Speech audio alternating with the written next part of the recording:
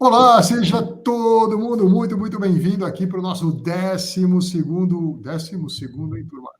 12º episódio aqui do nosso podcast, A Arte do 20º. Centro.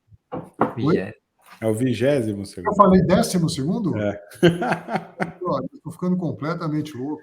É o 20º episódio aqui.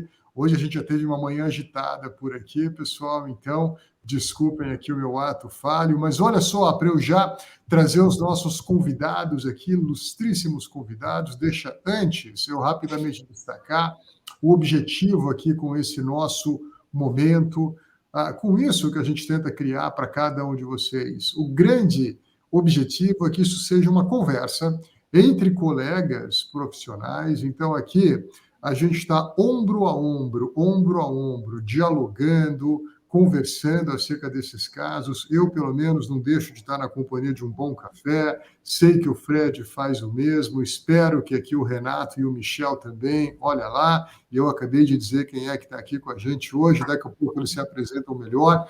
Pessoal, isso daqui é uma abordagem de casos reais. A gente sempre traz casos da semana anterior, justamente para que você possa ter um olhar mais de perto, quase que um olhar íntimo acerca da rotina, do dia a dia, da prática de um verdadeiro planejador financeiro. As situações que a gente enfrenta, os casos que a gente busca resolver, os encontros que a gente desenvolve, as narrativas que a gente ajuda a preencher. Esse é o objetivo desse podcast, A Arte do Planejamento. E também ele serve para que você possa ter a leitura, a sensação da profundidade, da abrangência, da seriedade e maturidade com a qual, aqui na Life, a gente, enquanto planejador Life, busca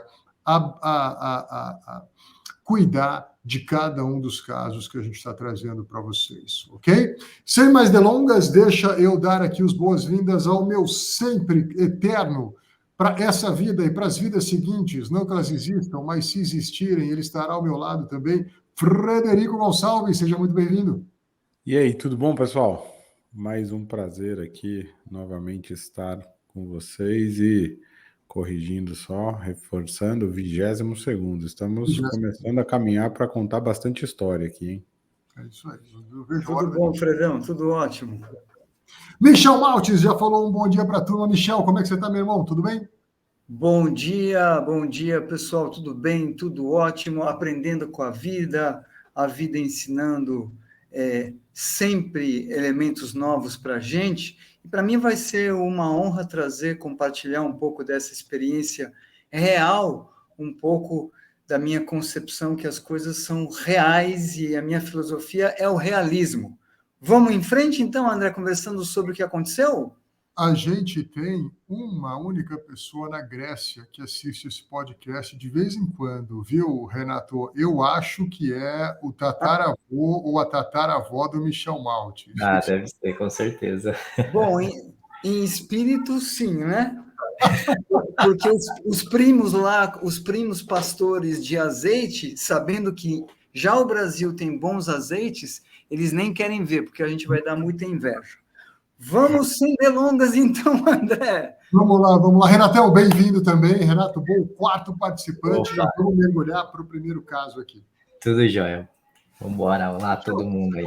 Gente, Michel está com vontade de já participar. Então, diga lá, Michel, o que você já traz para a gente? Bom, a vontade é grande porque eu recebi um lead da Life, ele preencheu todos os dados, uma família com endividamento, mas um pai de família disposto a quitar as dívidas. Ele mesmo escreveu, ironia do destino, um contador.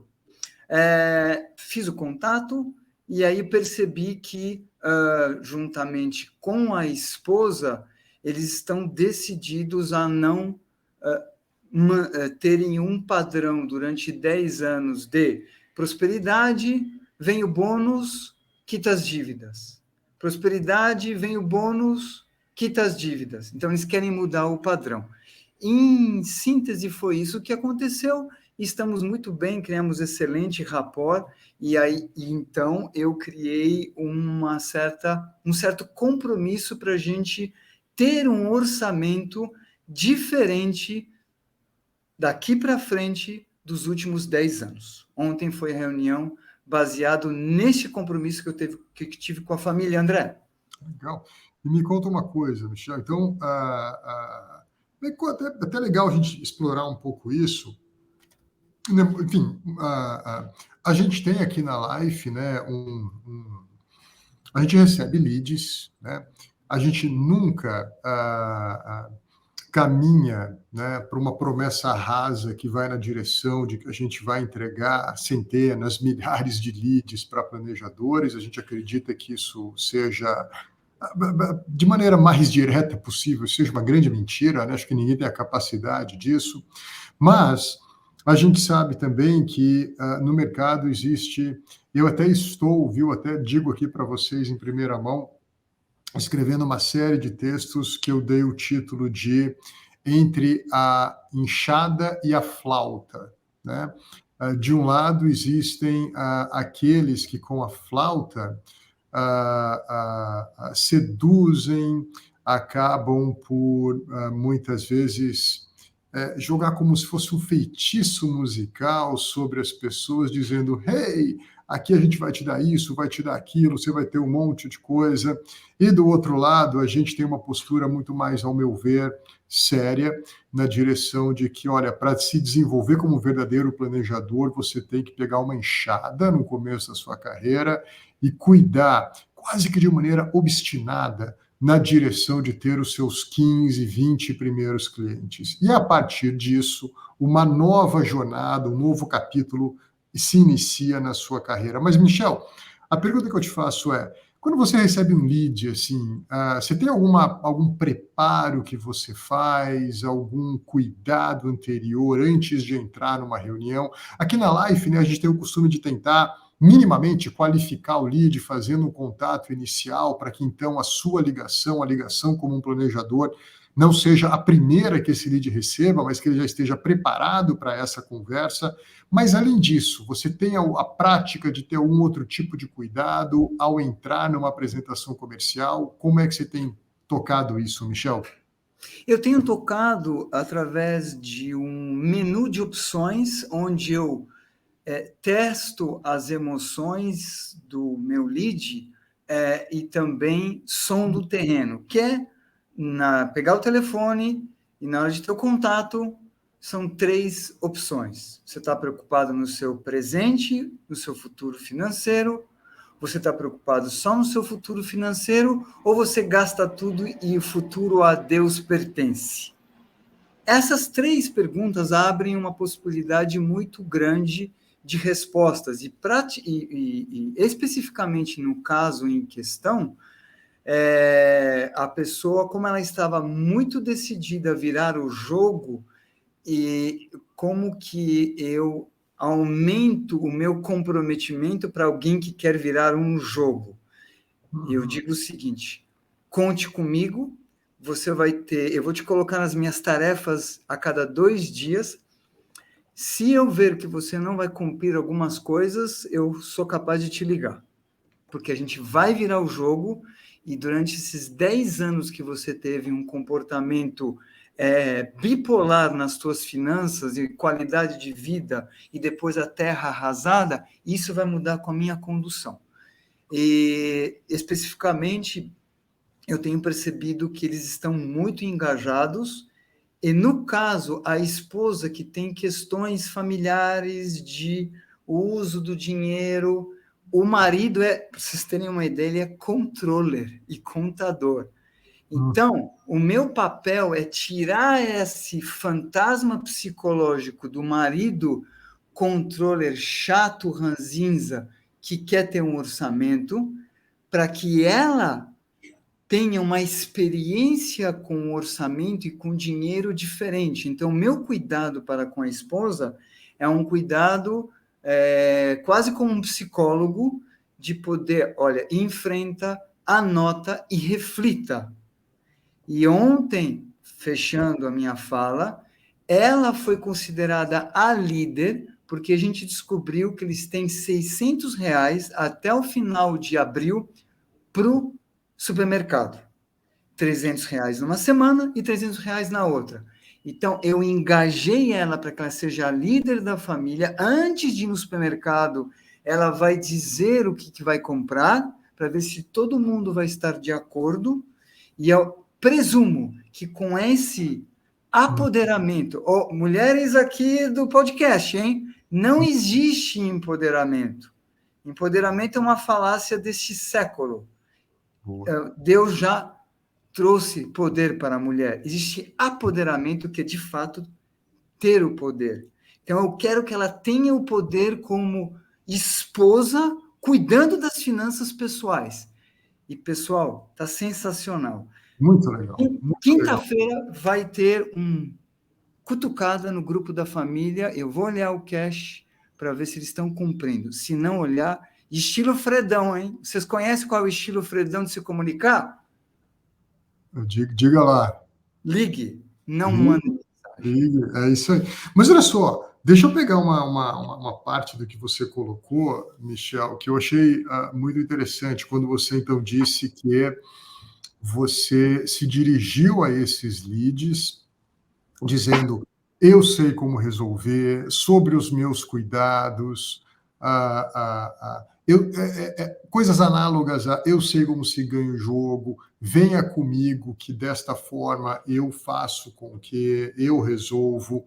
Isso tudo para dizer o quê, pessoal? Eu acho que é importante numa apresentação comercial, além da gente poder articular bem qual é a nossa proposta de valor, eu acho que é legítimo e adequado a gente também articular uma promessa de valor, uma promessa na direção de confie em mim, eu sei como se resolve.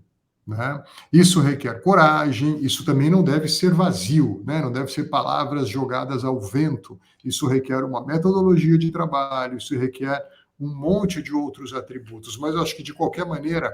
Porque senão vira flauta. Se não vira flauta, né? Mas o que falta muitas vezes esse compromisso da parte de um planejador, falta essa demonstração de confiança para se gerar confiança no trabalho. Né?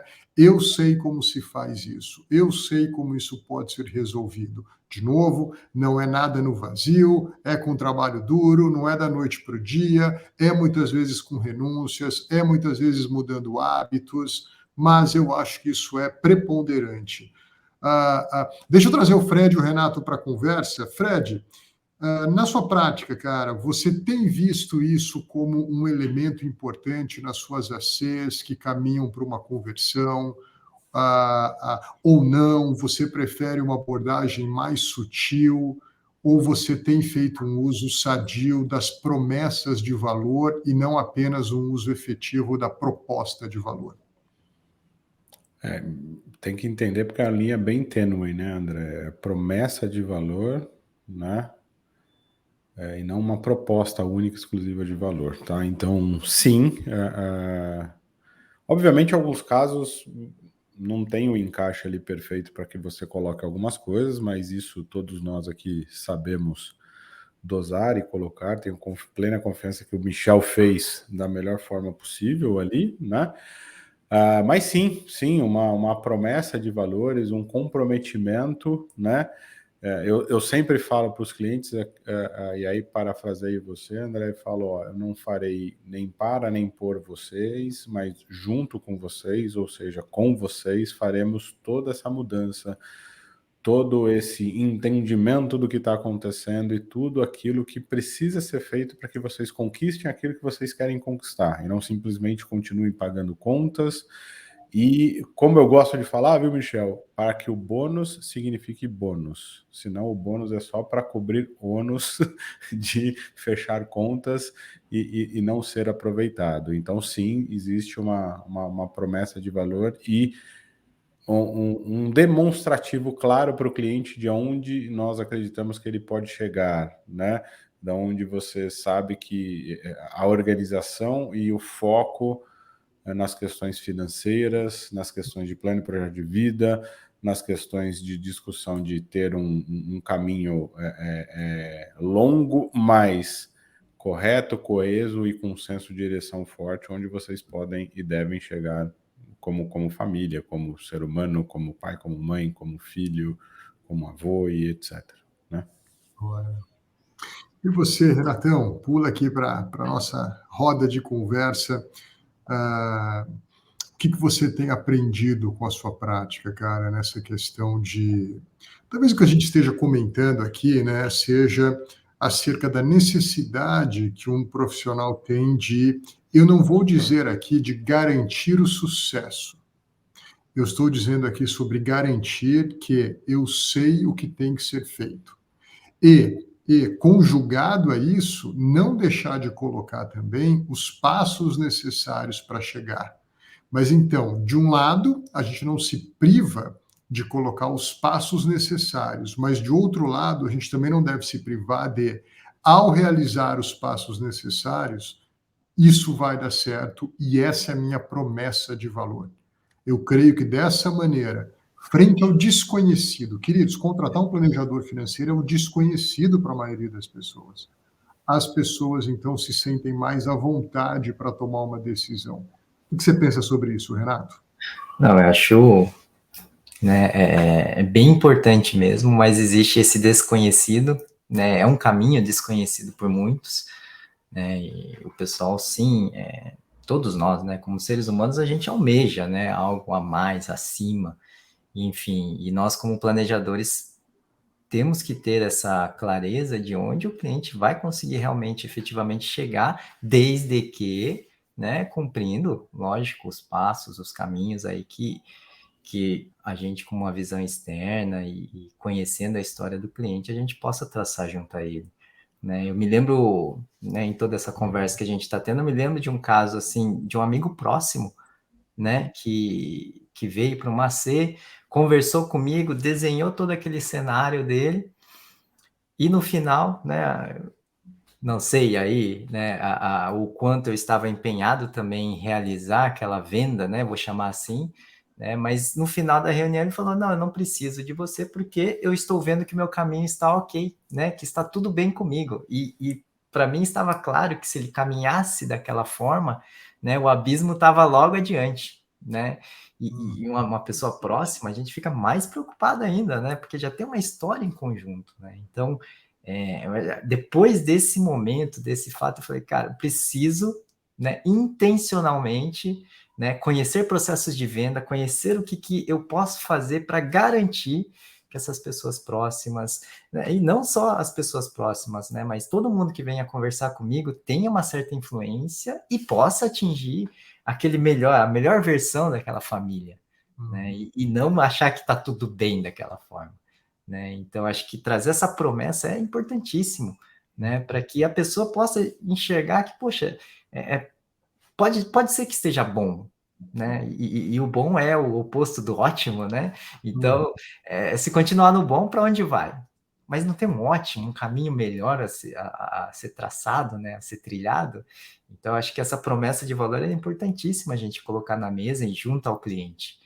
Né, traduzir isso, né, na linguagem do cliente é importante. Acho que nesse meu fato aí, nesse meu case, faltou talvez traduzir, né, essa promessa que poderia ser melhor para esse meu amigo, né?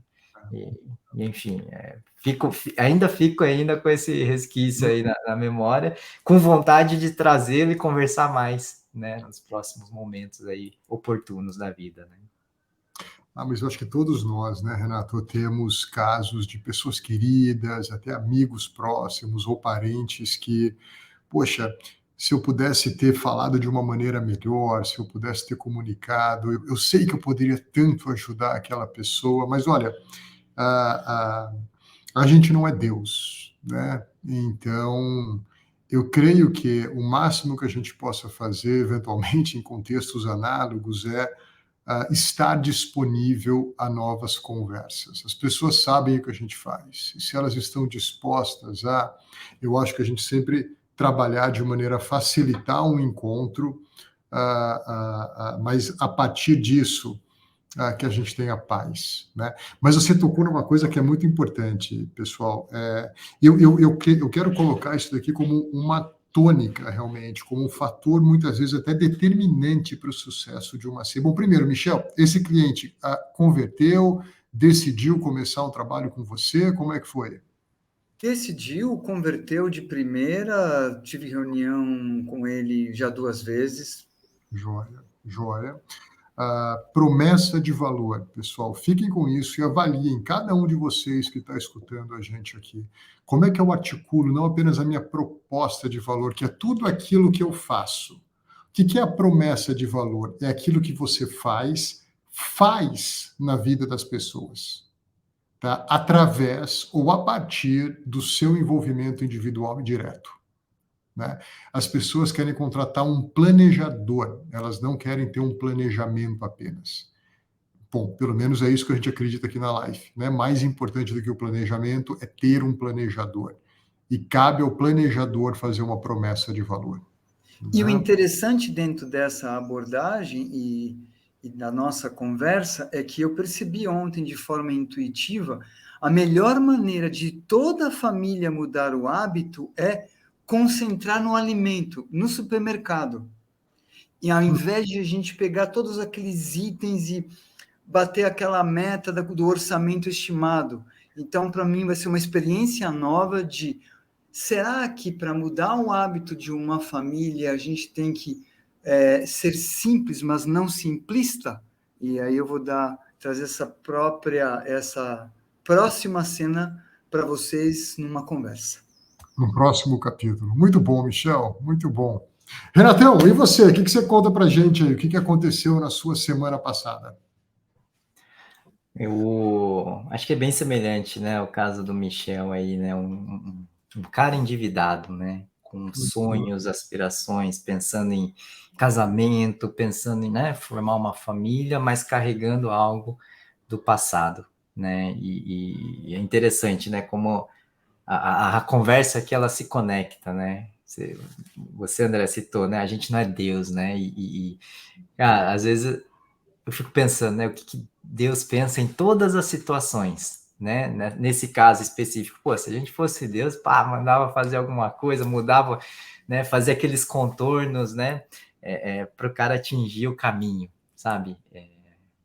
Ter esse poder seria muito interessante, né? Mas não tendo esse poder, né? E o nosso poder, acho que, não vou colocar que se limita, tá? Mas as perguntas que a gente faz, acho que ajudam muito, né? E as ferramentas que a gente tem hoje facilitam bastante. Então, esse meu caso, né, de um cliente endividado que tem almejado, né, coisas lá para frente, sonhado muitas coisas, e às vezes queimado, né, essa largada, eu quero ter uma renda passiva, então eu vou lá e compro uma franquia.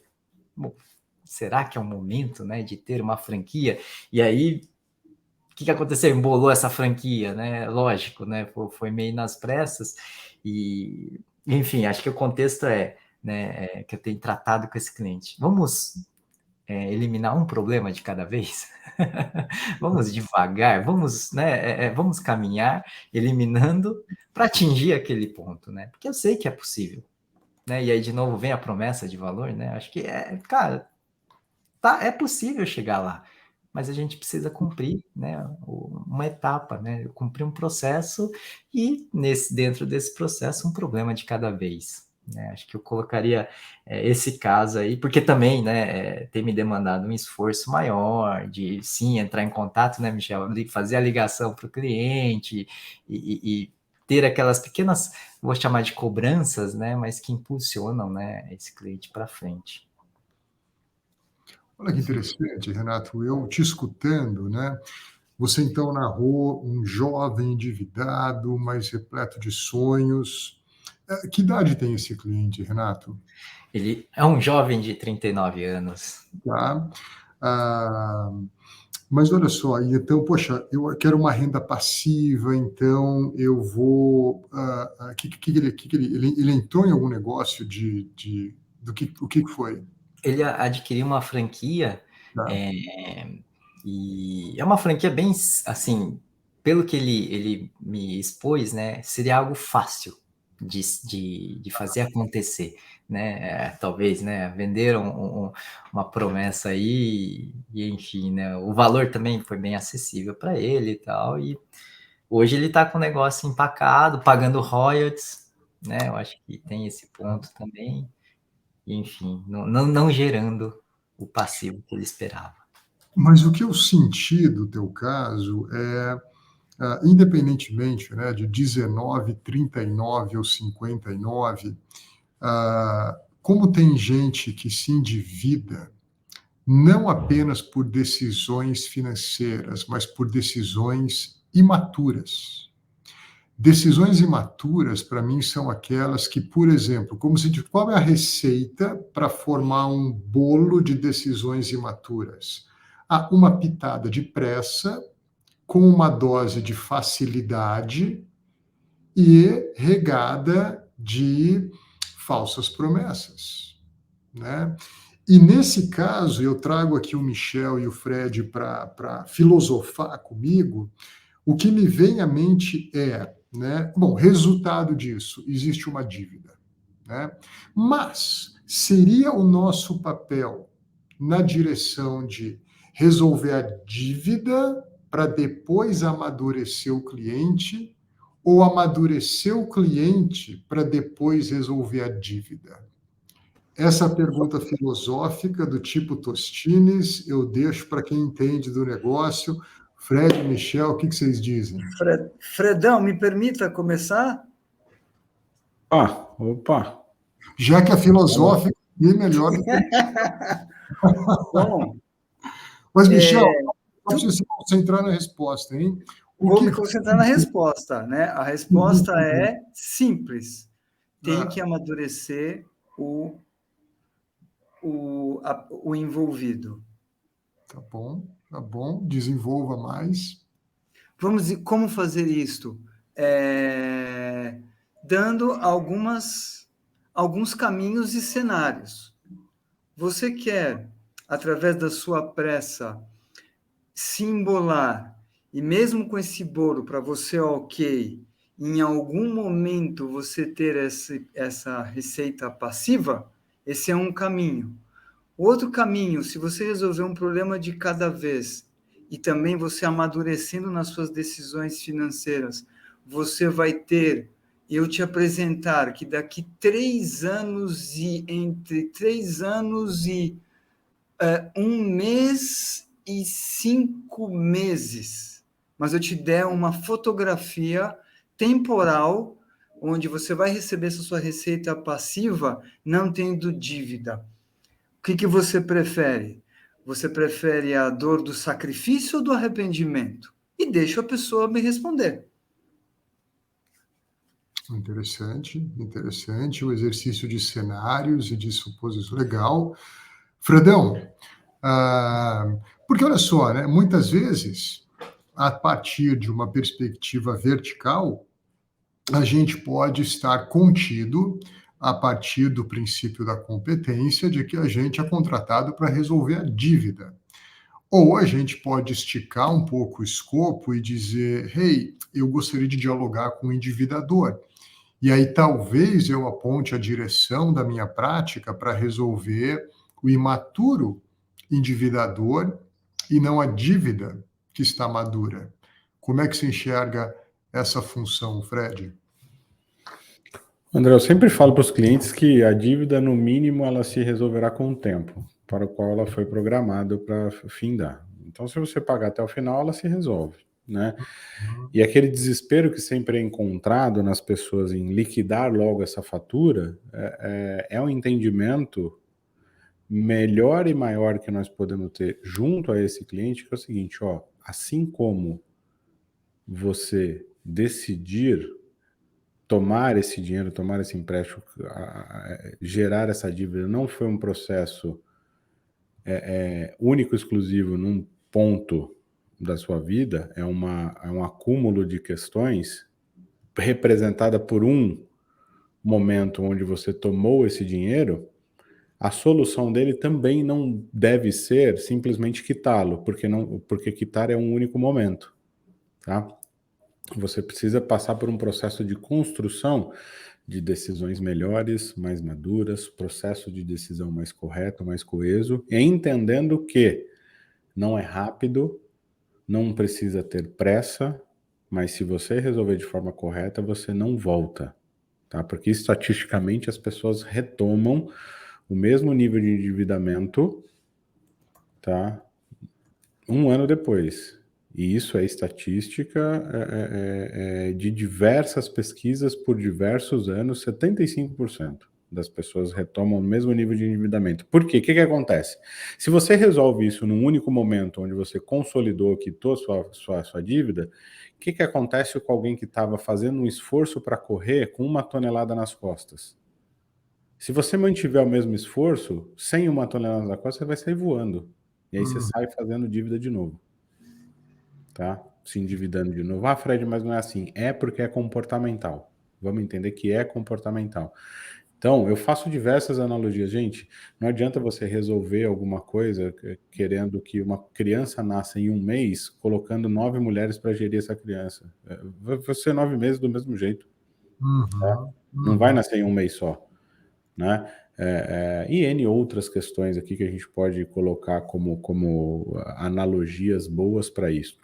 Não é uma corrida de 100 metros, é uma maratona, então o processo de decisão, de escolha, de tomada, uma dívida pode ser adquirida e se tornar saudável, e ela consertar o teu fluxo, por exemplo, mas aí o processo que você tem que passar é o seguinte, ó, você vai pagá-la no mínimo no tempo dela, se pudermos nós vamos decidir antecipar, mas em paralelo, você tem que realizar seus planos e projetos de vida e as outras coisas precisam acontecer, né? Então, simplesmente, não dá para sair fazendo qualquer coisa achando que um spot, uma fotografia única, exclusiva, num momento ou de endividamento ou de quitação dessa dívida é o que vai contar a história inteira. A história veio sendo contada até o endividamento e depois da liquidação, ela precisa ter sido contada também para que você construa em rocha e não em areia as próximas decisões ou o próximo caminho criado com o planejador. E é por isso que você precisa ter um cara que nem o Renato e o Michel aí ao lado para ajudar na construção desse caminho, no ajuste dessa rota, dessa trilha e não do trilho, né? O trilho descarrilha, a rota ou trilha você consegue ajustar, sai um pouquinho, volta e assim vai. São os guias, né, André? Não os vendedores de mapa. É isso aí, é isso aí. Fred, adorei as analogias. Eu vou guardar para o resto da minha vida. De verdade, cara. Muito bom. É um romântico. Renatão, olha só, o Michel trouxe uma perspectiva de cenários, o Fred trouxe uma perspectiva repleta de analogias de que se a dívida não é um evento, a solução da dívida também não é um evento. Elas são processo. Nesse contexto, o que você imagina que sejam os próximos capítulos junto a esse cliente, Renato? Qual que é o teu plano de jogo junto a esse jovem de 39 anos? Não, é bem... Esse desenho, né, dos cenários é importantíssimo, né? A gente... terminamos a reunião, então, falando sobre cenários, né? O que vai acontecer, o que a gente pode fazer. E o interessante desse processo com esse jovem, então, é pegar ele um pouco fazer essa mudança, né, pela dor, né? Se não é por amor, é pela dor, né? Então, é aquela história de que a gente não gosta de perder, né? E qual que é esse cenário de perder para ele, né? Quanto vai ficar para vender essa franquia ou simplesmente cancelar? Ou simplesmente abortar ela? Custa X. Putz, custa X, né? E agora? Eu abro mão dela ou não? Né? Será que o prejuízo de pagar um royalties todo mês é melhor do que o ônus ou o ônus de cancelar essa franquia? Né? E aí a gente foi vasculhando, né? Entendo que sim, a gente tem cenários e, de novo, ele tem alguns planos que estão próximos a ser realizados. Ele gostaria, né, de realizar. Ele tem uma passagem comprada para a Inglaterra, né? Simples assim, vai cancelar essa viagem, né? Porque não tem recurso, né? Então, aí começou, né, esse movimento pela dor, ele já está mudando o cenário do fluxo de caixa dele, né? E ele, né, na última reunião, então ele falou, ó, até que não foi difícil reduzir, né, a saída, a conveniência, né, que ele parava muito na estrada, reduzir gasolina ele conseguiu. Pensa nisso. O cara, né, não acelerou tanto. né, esses últimos meses. E aí ele falou, cara, não foi difícil. Não foi difícil. Você sabe que eu falo para os clientes que combustível e multa no cash são 2 itens extremamente eletivos, porque você pode escolher prestar mais atenção e não falar ao celular ao volante, por exemplo, para não levar multa, e levantar o pezinho para não levar multa de velocidade e economizar com o carro. Ou seja, está totalmente na sua mão, né? Esses 2 gastos. E outro... né, Fred? Oi? Ou no seu pé. Ou no seu pé, pois é, no seu pé. Preste atenção no pé. E, no caso, eu peço para ele prestar atenção na boca dele, porque uma das virtudes de um planejamento, das 4 virtudes cardeais, que é a prudência, a justiça, a temperança e a... Esqueci. Justiça, temperança, prudência e... O contentamento? Não é o contentamento, mas eu vou lembrar, não importa agora. Mexer na questão da comida, porque se a pessoa consegue equilibrar e ter a temperança, a ebriedade, sobriedade, ela consegue atacar o apetite mais importante, que é os apetites. Se ela consegue controlar, se tem um autocontrole no apetite, o resto vai. Ele vai entender que agora ele está sem 1 tonelada nas costas, nessa analogia romântica do Fred, mas é fantástica, porque ele vai ter adquirido a virtude da temperança. E o que o Michel fala sobre o alimento, a mesa, é extremamente importante, porque a gente tem que lembrar que a grande maior parte da nossa população são descendentes de italianos, portugueses, espanhóis, até mesmo os gregos, né, Michel? A mesa para essa população, para esses povos, é muito importante. Então, a hora que você consegue ajustar a mesa para essas pessoas, o comportamento inteiro muda. Inteiro muda. Bom ponto. É impressionante. Muito bom, muito bem. Mas olha só, Renato, Fred e Michel, aqui a minha ideia, né, de provocar esse nosso brevíssimo diálogo sobre amadurecer o cliente para resolver dívida ou resolver dívida para amadurecer, eu acho que vai muito na direção de mostrar o impacto que a gente pode ter na vida das pessoas, porque a gente pode até resolver dívida, mas aquilo vai, então, trazer um efeito de curto prazo, muitas vezes, na vida das pessoas, porque a gente não resolveu dívida, querendo ou não, né, é um sintoma, né, não é realmente a doença. A doença são comportamentos, é a falta de responsabilização sobre as coisas, é uma pitada de pressa, é uma dose de facilidade, e a gente deve abordar isso com os clientes. A gente não deve aqui ter o desejo de dizer apenas o que o cliente quer ouvir, mas de assumir o risco de comunicar o que ele precisa escutar. Isso torna a gente um profissional mais imprescindível, né? Renatão, obrigado pelo caso. Fred, para a gente embrulhar o episódio de hoje, que a propósito, viu? Não sei se vocês sabiam, é o 22º. Mas, enfim, Corrigindo. Eu vou falar brevemente aqui meu caso, mas o que eu gosto da participação do Michel, do Renato também, obviamente, né? Mas a participação do Michel, ela sempre ela é recheada de ensinamentos que você às vezes precisa ir até o dicionário para lembrar, né? Você precisa escutar o episódio umas 17 vezes para entender mais ou menos. Não. Alguns termos, o ébrio, né? Você precisa voltar lá à fase de que você sabia a etimologia das palavras, né? O significado e etc, né? Mas vamos lá, indo até o caso, é um caso muito legal de um cliente que veio, por coincidência aqui, Michel, através do nosso site, é o meu maior FII, tá? Aquele que você vai sem muita expectativa e traz um retorno, principalmente financeiro, super positivo, mas além desse retorno financeiro, uma família muito bacana, ele tem uma filha só que está morando em Portugal, olha só que bacana, né? Que complexo. A filha morando em Portugal, a esposa morando em São Paulo e ele trabalhando em Bogotá, na Colômbia, tá?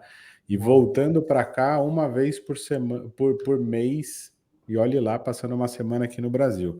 Então vocês podem imaginar o quão complexo é a agenda de conversa desse casal. Mas isso posto, nós começamos a discutir muito sobre as questões de planos e projetos dele, porque, pasmem, mas similarmente às questões de vocês aí com os clientes, um casal endividado com um patrimônio positivo. Tá? Ou seja, tinha liquidez para não estar endividado dessa forma, mas não entendia como poderia usá-la ou nem pensava em usar, né? E com uma deficiência de fluxo bastante razoável, por mais que ganha-se bem pra caramba, uma deficiência de fluxo bastante razoável no mês a mês e entrando no negativo, por não ter clareza do uso daquilo que está a favor deles, como, por exemplo, stock options da empresa qual ele trabalha, que ele é vice-presidente na parte Latam, né? E coisas do tipo, e acreditando que sonhos estão extremamente distantes deles, quando, na verdade, estão a maduras decisões e talvez até curtos prazos para a perspectiva deles, né? Então, ou seja, falamos aqui de pessoas que se endividaram num único momento, acreditando que aquela era a resposta para a criação de patrimônio, etc., quando, na verdade... Essa dívida aconteceu como, Fred? A compra de alguma coisa? O que André, olha só o que envolve. O apartamento que eles moram financiado, e aí não bastante, 3 estúdios em São Paulo para locação, sendo que 2 deles financiados, um só quitado, tá? E o carro dela, a troca do carro dela por um carro com maior segurança ali, blindado, financiado. Em valores ali que estamos falando de 20 e poucos mil reais nessas dívidas mensais, tá? Com estoque patrimonial que fora do país é muito relevante, que poderia resolver tudo. Ou pode resolver tudo, né? E um afastamento do plano e projeto de vida deles, André, e Renato e Michel, que é, por exemplo, ter uma casa na praia para que talvez eles morem lá, tá? Num futuro próximo. Para que eles possam ter a renda dessa casa de praia, por exemplo, como eles têm a renda ali desses estúdios em São Paulo, mas que não dá na nossa nítido cenário que foi montado ali, que não dá o retorno financeiro. Os 3 aluguéis pagam uma dívida. Olha só. Então, deixa eu entender uma coisa aqui. Caso com diversos contornos aqui, confesso que estou com dificuldade de puxar um fio aqui, mas eu acho que você colocou uma coisa interessante, quando você disse, aliás, virou o título aqui, viu, Fred? Interessante, casal endividado com patrimônio positivo, interessante. É isso aí. Eu acho que o resumo é esse, e vocês me ajudaram ao longo do episódio aqui a trazer essa analogia mais direta para isso. E deixa eu entender então, ou seja, se eles pegam todo o dinheiro que ganham, menos todo o dinheiro que gastam, no mês a mês, estão deficitários. Bastante. Porém, existe um estoque patrimonial que, se eles tomarem uma decisão, seja por nacionalizar esses ativos ou o que for que seja, eles liquidam toda essa quantidade, esse somatório de parcela mensal e fica tudo bem. E fica no positivo tanto o fluxo mensal quanto o estoque patrimonial que vai estar imobilizado. E aí a ideia toda sempre foi olharmos para o seguinte: o quão distante está do projeto de vocês ter esses 3 estúdios? Isso aqui foi só uma forma de... A história que ela tem de vida, principalmente ela, é de uma família portuguesa, Michel, de muita tradição para o lado lá no Rio e etc., né? De o quê? Como é que eles ganharam dinheiro? Com muito trabalho, como todos os portugueses, italianos e colonizadores, vamos falar assim, né? Imigrantes vieram e fizeram, só que sempre para o lado do quê? Não, eu preciso ter imóvel, eu preciso ter patrimônio imobilizado para ter alguma renda. E, na verdade, não tem problema de inventário, de família, isso, aquilo outro, mas ela, qual que é o histórico dela? Eu preciso ter imóvel para fazer essa mesma renda, né? E aí vai comprando o flautista, né? veio lá e falou que comprar estúdios era fantástico, e ela, com uma única empreiteira lá, comprou 3, porque cada hora o cara convencia de comprar mais um, né? Michel, eu sei que você está com um pouco de aperto aí no horário, então, só para a gente ter a sua contribuição nesse caso. E aí, casal endividado com patrimônio positivo, uai, vende todo o patrimônio, liquida a dívida e bora ser feliz? Ou tem algum tempero a mais aí na equação que você gostaria de explorar?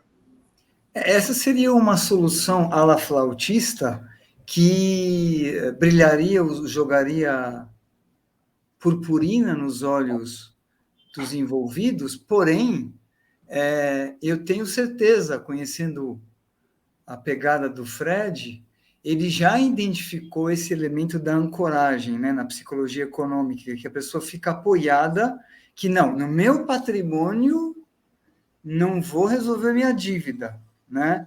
E por isso que eu acho que as conversas elas devem ser em doses homeopáticas e indo aos poucos. E acredito que fazendo essa aderência entre a motivação, que é o sonho, para a gente chegar no sonho, precisa resolver a dívida e fazendo um match disto, né? Então, para isso tem que resolver o passado. Vocês topam para a gente abrir um caminho para os sonhos? Eu acho que deve ser feito isso com não de repente, mas dentro de um processo. Eu não sei se o Fred já sondou, tatear formas para poder convencê-los de pegar o patrimônio e queimar as dívidas. Eu acho que assim, Michel, rapidinho, como você me citou aí, primeiro ponto, né? A dívida pior que era do carro devia ser liquidada. Foi liquidada e cartão de crédito que estava em aberto, etc., tudo foi colocado em pronta ordem, tá? Agora o questionamento é o seguinte, é a mudança de perspectiva, de cabeça, de pensamento e de decisão é o seguinte, esses estúdios combinam com o futuro de vocês? Não. Então vamos fazer com que a venda deles liquide a dívida que vocês adquiriram através dele, tá? E aí isso vai liquidar também a do apartamento deles e vai aproximar eles num projeto que vai, no máximo em 3 anos, fazer com que eles conquistem a casa da praia que eles querem. Olha só que perspectiva interessante, né? O Michel traz um pouco do valor e da importância de que seja uma dose homeopática, né? De fazer por etapas. E o Fred, então, já trouxe em 3 anos, e olha que, né, riqueza, o trabalho de um planejador mostrando, não é em 3 meses, né, mas em 3 anos, né? Renato, como é que você tem se posicionado junto a clientes na direção de comunicar para eles que existe uma solução, mas ela não é rápida, o efeito não é imediato, vai levar um bom tempo, e eu vou até colocar um tempero a mais aqui, Renato, e para que ela aconteça da maneira ideal, é importante que eu esteja como planejador ao seu lado, acompanhando o desbrochar de tudo que a gente estiver conversando acerca desse problema. Como é que você enxerga essa questão do leva tempo e de comunicar isso para o cliente, talvez até numa cultura encharcada com o curto prazo? Uhum. Não, é pior que é bem interessante, né? A gente lida com todo tipo de cliente, né? E eu vejo assim que clientes que estão com muita sede, muita pressa, né? Normalmente é o cliente que realmente não acumulou tanto patrimônio, né? Eu acho que eu tenho esse contexto dentro dos meus clientes, das famílias que eu já cuidei, né? E é exatamente, né? Às vezes eu exponho isso, né? Eu falo, olha, das experiências que eu tive, de tudo que eu já vivenciei, se você for com essa pressa, com essa sede ao pote, né, e não descarta a minha própria experiência de vida, né, às vezes eu tenho que colocar a minha parte também, pô, já tentei fazer algumas coisas que a gente queima a largada, não dá certo, né, tem que ter um processo, tem que ter um passo a passo aí para atingir essa maturidade e conquistar, então, esses sonhos maiores, né. Então, eu gosto, sim, de trazer analogias, trazer experiência com outros clientes, né? Talvez, né, trazer a analogia aí da gravidez em 9 meses, né? Nosso caso foi 7, mas demorou 7 também. Mas é bem isso, né? Existe um processo, né? O que eu fico com medo, talvez, né, nesse contexto, e eu puxo aí um outro fio aí na história do Fred, é você trazer uma solução, né? E você não conseguir tratar o cliente, né? Porque ele fala, legal, eu vou acatar essa solução, beleza, obrigado, né? Estou indo, né? Então, criar esse vínculo mais longevo aí, eu vejo que é um desafio, né? O nosso desafio, e eu, talvez dentro das analogias, é falar, pô, personal, né? Fazer uma academia, né? Você não vai ficar saudável em um mês. Cara, em um mês não muda nada no seu corpo, né? Mesmo malhando todo dia, né? Vai demorar lá seus 6 meses, né? Para algo ficar notório, né? Na sua vida, né? E acho que é bem isso. E desescalar é importante, né? Desescalar a atenção, acho que é um ponto importante para não gerar essa pressa, né? Não gerar todo esse afobamento que sim, a geração aí imediatista, né? Somos imediatistas, querendo. Não, e aí o mais legal é você trabalhar aquilo que tem na mão, aquilo que eles querem fazer e a combinação de todos os resultados que podem ser alcançados, mas não sair fazendo tudo atabalhoadamente de forma a resolver o problema, porque nós não somos bombeiros que vamos apagar os incêndios, né? Eu tô cheio de analogia hoje mesmo, pelo amor de Deus, né? Mas nós seremos aqueles guias ao longo do projeto de vida do cliente, da família, né? E só uma parte aqui, no caso do Renato, é um caso que a minha analogia não vai tão a fundo, galera, porque em 7 meses apareceram 4. Né? Pessoal, Michel, você está com o tempo apertado aí. Se você quiser, já pode falar um tchau para a turma. Eu ainda quero abordar mais um assunto aqui desse caso do Fred, mas, Michel, brigadão. Se você puder ficar, fique. Se não, já diga um tchau aí para a turma, Michel. Eu vou dizer um tchau e lembrem-se, a imaginação aproxima você da realidade. O bombeiro, as mulheres grávidas e fisiculturista é um prato cheio para bons artigos. Fredão, grande abraço, Renato. Valeu, André. Obrigado. Falou, Michel, abração, cara. Foi uma honra estar com vocês. Valeu, obrigado. Tchau, tchau. Fred, só para a gente fazer o embrulho final aqui, olha só uma coisa que o Renato colocou. Como trazer uma solução para o cliente, mas sem gerar o sentimento no cliente de que agora tudo já foi feito, de que o planejador já não é mais necessário. Como equilibrar isso? Interessante. O que você compartilha?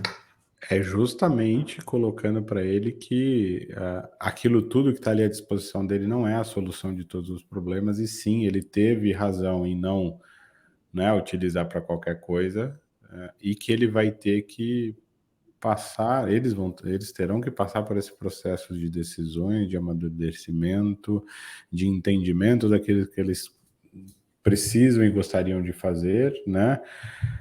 Enfim, não simplesmente chegar lá com a receita do bolo, né? Só. Ou, na verdade, ou até mesmo o bolo pronto, né?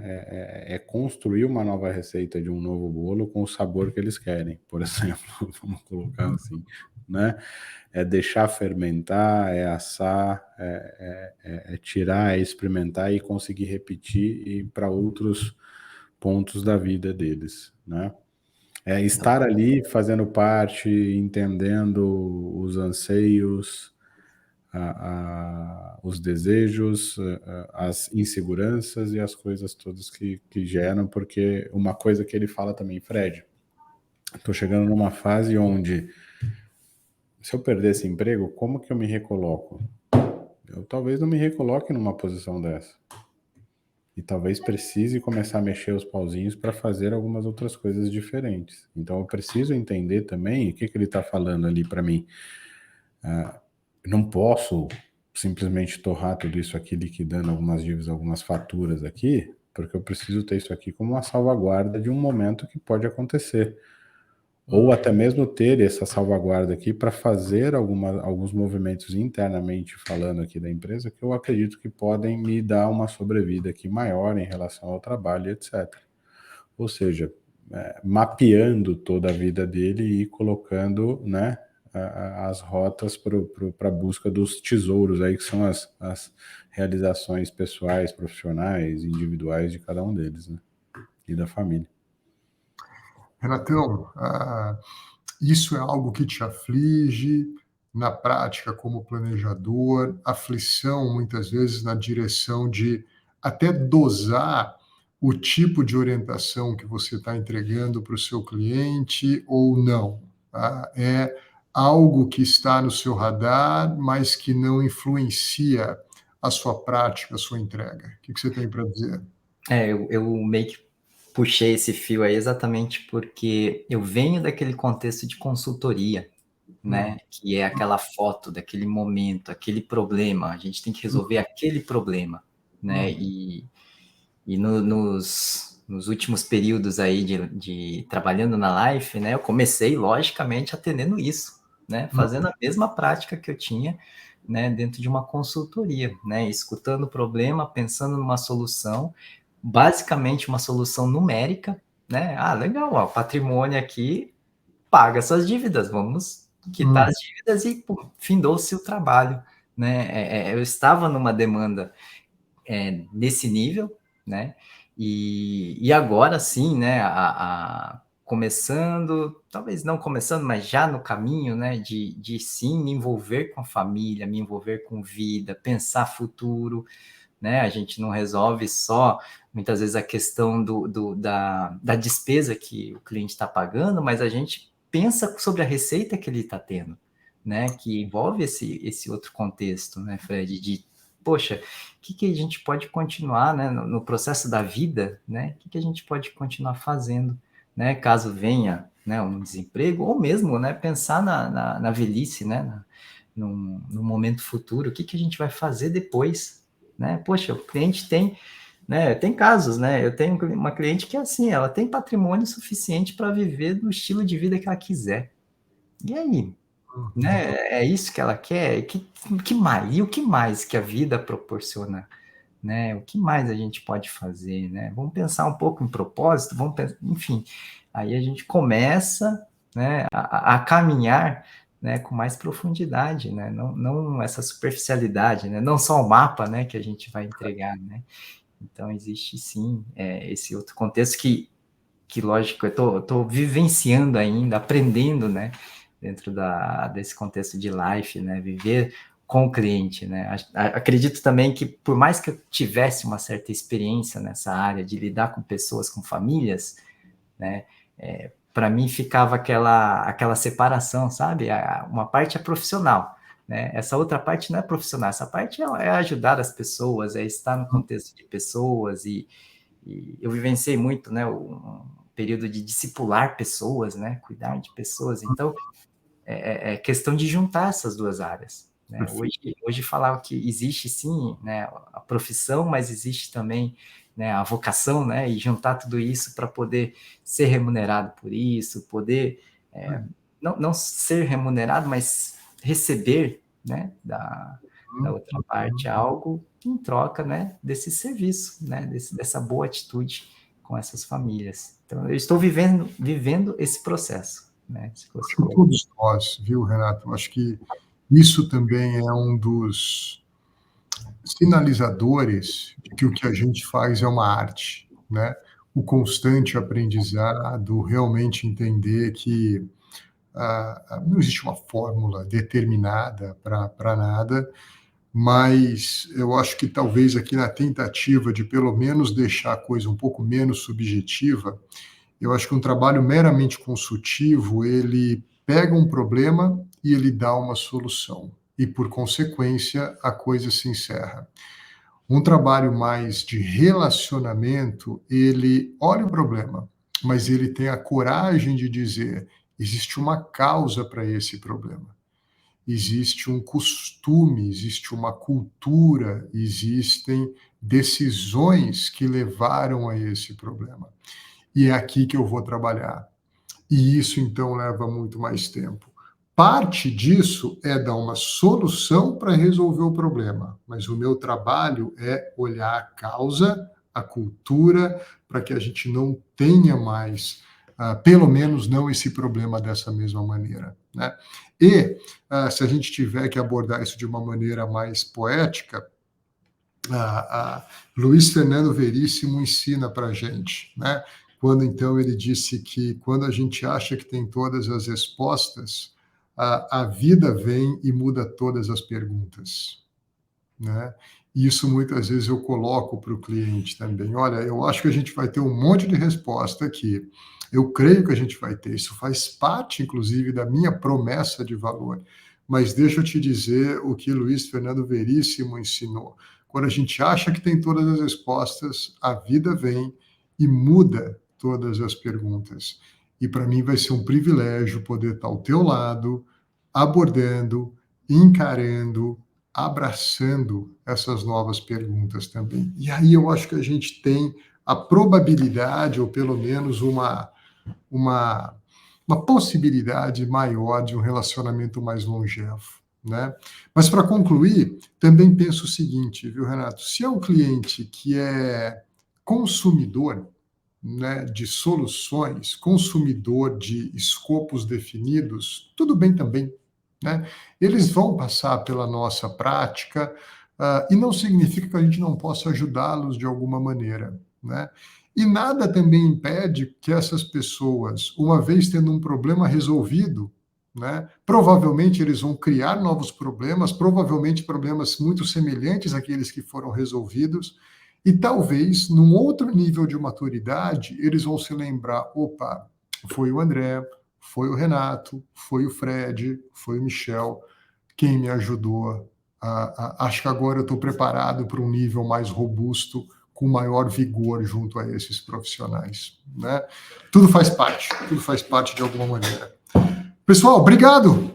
Completamos aqui o nosso 22º, viu? Não sei se vocês sabiam.